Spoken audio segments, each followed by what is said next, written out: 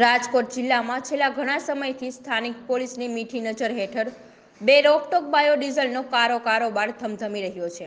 ત્યારે ગઈકાલે રાત્રે સ્ટેટ મોનિટરિંગ સેલને મળેલી બાતમીના આધારે પુરવઠા તંત્રને સાથે રાખી ગોંડલના જામવાડી અને કાગવડ નજીક બે સ્થળો પર દરોડા પાડ્યા હતા।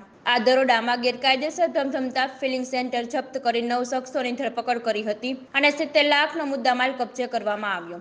પોલીસની પૂછપરછમાં બાયોડીઝલના કારોબારમાં સૂત્રધાર તરીકે રાજકોટના કમલેશ ગાત્રાણીની સંડોવણી ખુલી। આ અંગેની જાણવા મળતી વિગતો મુજબ રાજકોટ જિલ્લામાં અવારનવાર બાયોડીઝલનું ગેરકાયદેસર વેચાણ થતું હતું। તેના ઉપર પોલીસ દ્વારા દરોડા પાડવામાં આવ્યા છે, પરંતુ દરેક વખત નાની માછલીઓ પોલીસની જાળમાં સપડાતી હતી અને મોટા મગરમચ્છો છટકી જતા હતા। ગોંડલ અને જેતપુર નજીક છેલ્લા ઘણા સમયથી સ્થાનિક પોલીસની મીઠી નજર હેઠળ બાયોડીઝલનો કારોબાર ધમધમતો હોવાની સ્ટેટ મોનિટરિંગ સેલના એસપી નિલપત રાયને મળેલી ચોક્કસ બાતમીના આધારે ડીવાયએસપી કેટી કામરિયા સહિતના સ્ટાફે પુરવઠા તંત્રને સાથે રાખીને બે સ્થળ પર દરોડા પાડ્યા હતા। ગોંડલના જામવાડી નજીક કનૈયા હોટલ પાછળ શ્રી રાજલ ટ્રેડર્સમાં દરોડા પાડી બાયોડીઝલનો કારોબાર કરતા ગોંડલના ભરતભાઈ ભુદરજીભાઈ બકરાણીયા, ગોંડલના સાવનકુમાર રજનીકાંત સુરેજા અને અમરેલીના અકિલ સતારામ બિલખિયાની ધરપકડ કરી રૂપિયા 5,08,000 કિંમતનું 7,000 બાયોડીઝલ, 3 મોબાઈલ ફોન, 2 ટેન્કર અને 17,370ની રોકડ અને એક મોટી ટેન્ક અને ભૂગર્ભમાં રાખેલ એક ટેન્ક ડિસ્પેન્સર મશીન સહિત 16,56,470નો મુદ્દામાલ કબજે કરવામાં આવ્યો।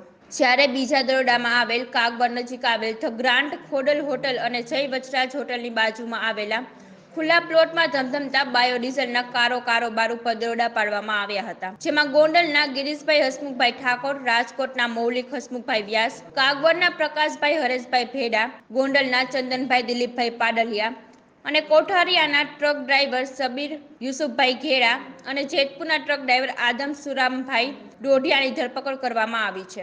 પોલીસે કાગવડ પાસે ખુલ્લા પ્લોટમાં ધમધમતા ગેરકાયદેસર બાયોડીઝલના પંપમાંથી 18 લાખની કિંમતના 25,170 લીટર બાયોડીઝલ, 6 મોબાઈલ ફોન, 25 લાખના 2 ટ્રક અને 5,45 લાખની રોકડ, 3 મોટી ટેન્ક, 4 ડિસ્પેન્સર મશીન અને જનરેટર મળી કુલ 52 લાખનો મુદ્દામાલ કબજે કરવામાં આવ્યો। આ અંગે સ્ટેટ મોનિટરિંગ સેલ દ્વારા વીરપુર અને ગોંડલ બી ડિવિઝન પોલીસ સ્ટેશનમાં બાયોડીઝલનો કારોબાર કરતા શખ્સો સામે આઈપીસીની કલમ 285, 286, 104 તેમજ આવશ્યક ચીજવસ્તુ ધારાની કલમ 3(7) અને વિસ્ફોટક અધિનિયમ કલમ 9(b)(1) હેઠળ ગુનો નોંધવામાં આવ્યો।